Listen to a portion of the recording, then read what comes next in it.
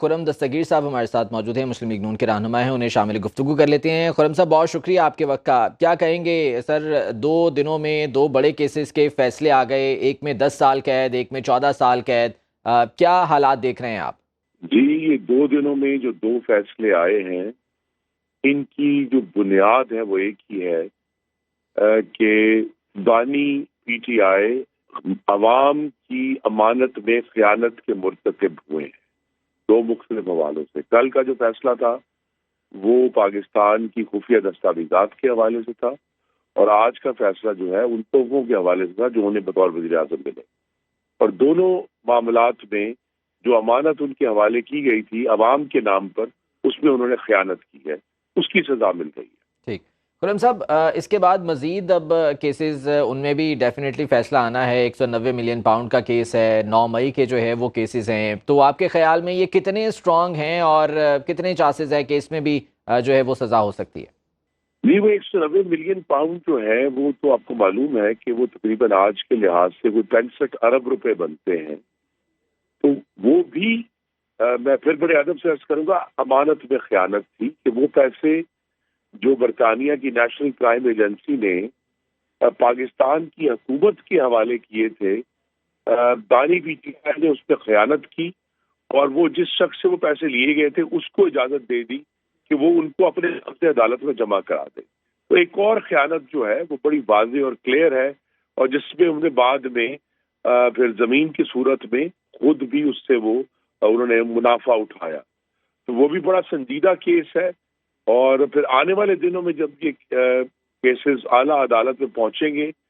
تو پھر یہ معاملہ اٹھے گا کہ کیا بانی پی ٹی آئی نے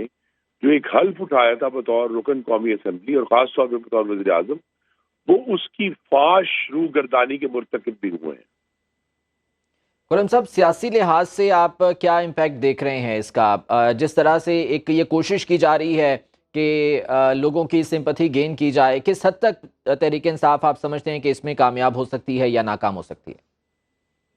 جی، تحریک انصاف پروپیگنڈا کے حوالے سے جو ہے وہ بہت تجربہ رکھتے ہیں اور جھوٹ پھیلانے میں یکتا ہے، لہذا وہ تو اس کو استعمال کریں گے کہ جی عدالتوں کے اوپر حملہ آور ہوں گے،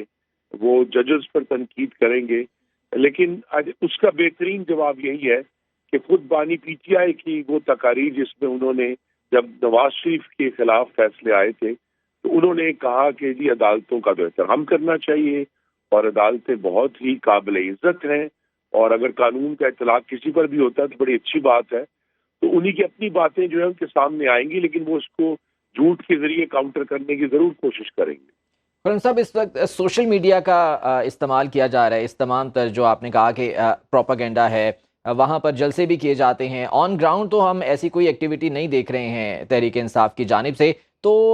سوشل میڈیا پر آپ کیا سمجھتے ہیں کس طرح سے انہیں کنٹرول کیا جا سکتا ہے کہ یہ منفی پروپاگینڈا کم از کم نہ ہو سکے؟ نہیں، دیکھیے سوشل میڈیا پہ کچھ ضرور خاص طور پہ جو زیادہ جانے پہچانے لوگ ہیں، جو اینکرز ہیں، جن کی بات صرف اس بنیاد پر سنی جاتی ہے کہ وہ کچھ ساکھ رکھتے ہیں، ان پر فرض زیادہ ہے، لہذا ان پر قانون کا اطلاق ضرور ہونا چاہیے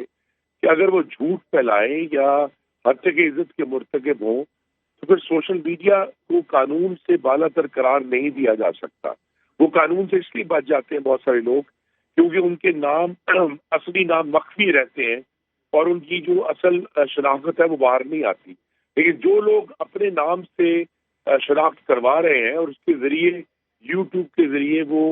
باعث سے جو ہے وہ ایک خطیر رقم بھی کما رہے ہیں، تو خطیر رقم کمانے والوں پر ضرور قانون کا اطلاق ہونا چاہیے۔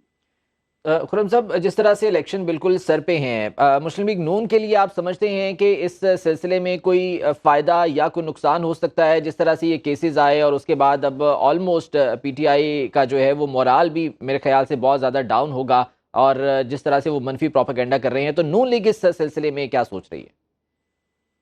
جی، ہم نے بڑی